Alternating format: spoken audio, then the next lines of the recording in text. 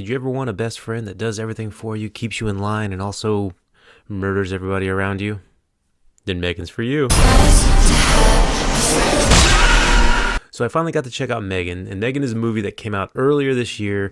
I think it was one of the first ones in 2023 that I was really excited to see.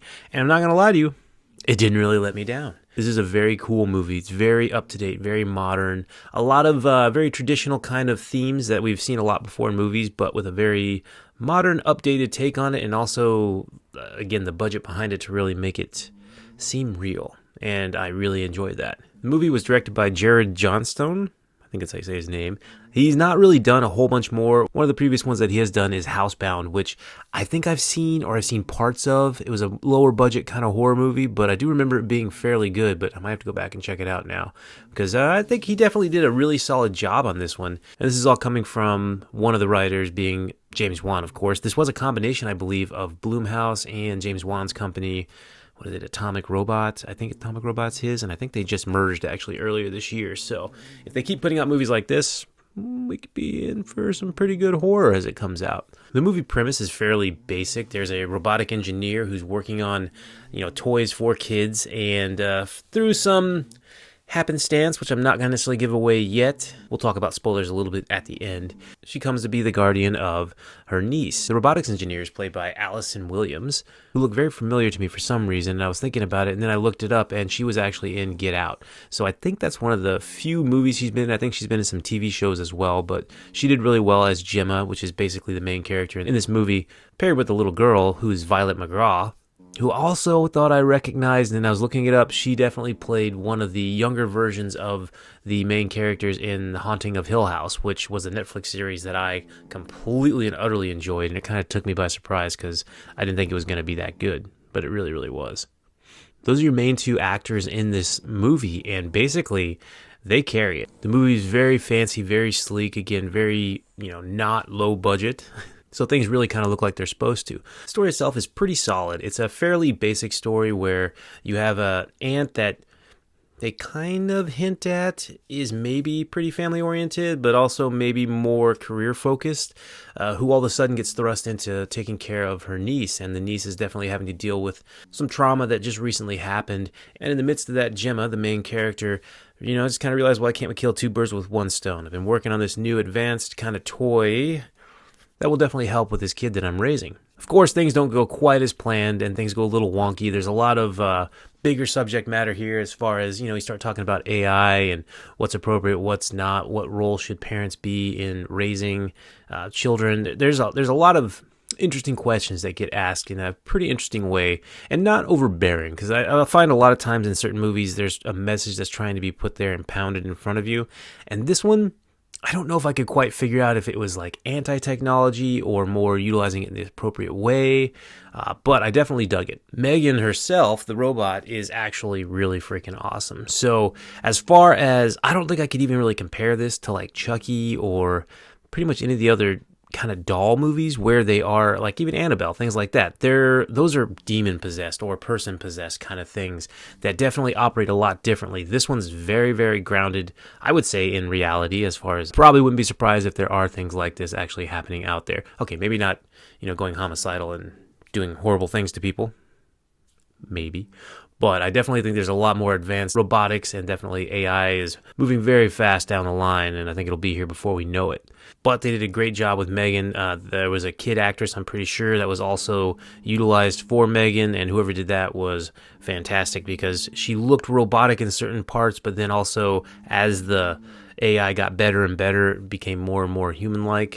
It was definitely very, very thrilling, very tense in a lot of spots, but at the same time, there was also a lot of things that were very, very kind of typical. Not to give anything away, but also if you've watched the trailer to this one, you basically know most of the story beats that are going to happen. So don't look to be surprised by too much if you've seen the trailer. That's why I'm kind of annoyed with trailers sometimes, because I know they're trying to really corral people in and they have to get them hooked, but as I was watching the movie, I was like, okay, I know what's going to happen here. This might be what happens.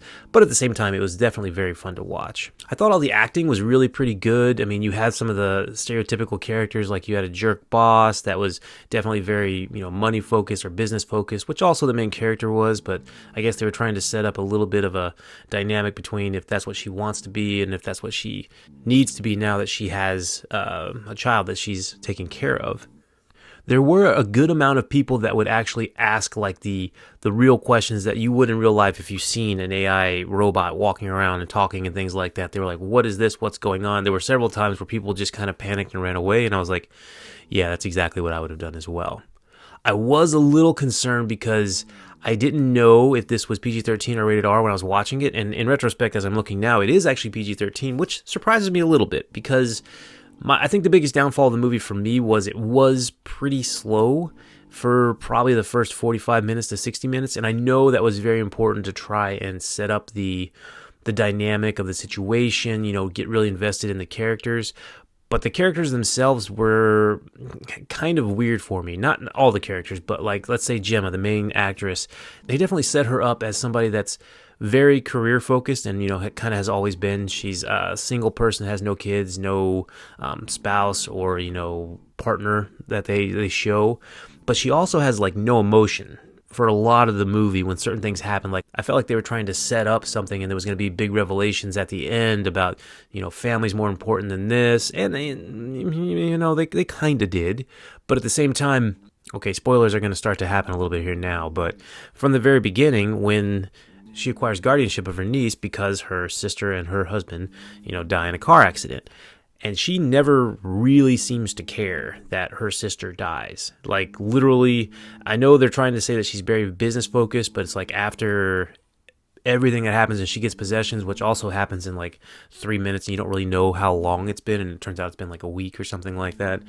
She never shows any emotion and she's very just focused on getting back to work, which is definitely a way that people do process things, but they never kind of circle back to that and be like, oh yeah, no, I'm really sad now about this happening or anything like that. So they made her very kind of callous. And honestly, in my opinion, it kind of made her very unlikable for a good bit of it. I mean, she's definitely a fish out of water being a parent, which is okay. I mean, that's what she's supposed to be. But I didn't feel like there was a lot of connection, and she definitely didn't show a lot of emotional growth to me. But I mean, other people could definitely think differently. But in all honesty, is that what you're really looking for when you go to a killer doll movie, or a killer robot in this case? So aside from like that first little bit of things being kind of a little bit slow and taking a while to get started, once shit hits the fan, so to speak, it really hits the fan and it really takes off. And that's where that movie really heats up. Again, one of my complaints is the fact that I did see a lot of the key scenes happen in the trailers. So as I was watching the movie, I was like, oh, this kid's kind of picking on her. What's going to happen? Well, I know Megan's going to run at him at all fours and do something horrible to him. And that's exactly what happens. They didn't show what happens to him, and I'm glad because that was kind of shocking and also gnarly. So if you know what I'm talking about with a little, you know what I mean. That was out there, and it was a bit surprising and shocking, and I dug that for sure. But then as things progressed towards the third act of the movie, I thought that was really good payoff. There was a lot of good action scenes, a lot of tense stuff. You're trying to really grasp what's happening, what Megan is capable of, and it was really pretty cool. The ending itself, I also kind of dug because at the beginning of the movie, there was some very obvious foreshadowing about what was going to happen towards the end, and that did lead to a robot-on-robot fight, which I was completely down for. That was really cool. I think the biggest thing that they kind of left unsaid or unsettled, which I think is okay, especially for a movie like this. I don't know if they're planning on sequels. I think it made a good bit of money, so they might be. But you don't need to explain everything that happens afterwards. But I tell you what, Gemma, the one that created this, she's got to be in such a shitstorm of trouble for everything that happened. I mean, several people were horribly, horribly murdered, and then a couple kind of tortured, and it was definitely kind of gnarly. But yeah, so after this, even with the resolve of, okay, now I know I love my little girl that I'm, my little niece that I'm taking care of, she's probably going to prison for the rest of her life, I would assume. But overall, this was a very solid movie, probably my favorite of the year thus far. I think this is the only movie I've seen that's new this year, so that's going to be kind of number one on my list going into the rest of 2023. And I think I'm giving it a solid I mean, kind of torn between 7.5 and 8. 7.5 and 8 in that range out of 10. Because it was definitely solid. It was really good. I think I would rewatch parts of it. It's just, it'd be the first half would be kind of hard to get through. But I could definitely deal with a little more M3GAN. So hopefully we'll get some more sequels. And pretty much, again, I think if you are going to reinvent kind of the killer dolls, this is probably the way to go because of how advanced robotics and AI is becoming. Again, I'm a Chucky fan. But at the same time, this was really, really, I think, much more believable than pretty much all the Chucky movies. I really love the first Chucky movies, especially the first two. Does she talk? Three's pretty good too. But this, I can imagine happening much, much more as far as, an actual robot killing people as opposed to a possessed little toy. So overall, I would definitely say check this one out. It's definitely one of my favorites of the year. And if this is setting the standard for movies for this year, we're looking good, especially when it comes to horror movies. I don't know. Let me know what you think in the comment section. Don't forget, like, share, subscribe. Go hit that subscribe button if you would. That'd be fantastic. And as always, you're awesome. Peace out. M3GAN, turn off. I thought we were having a conversation.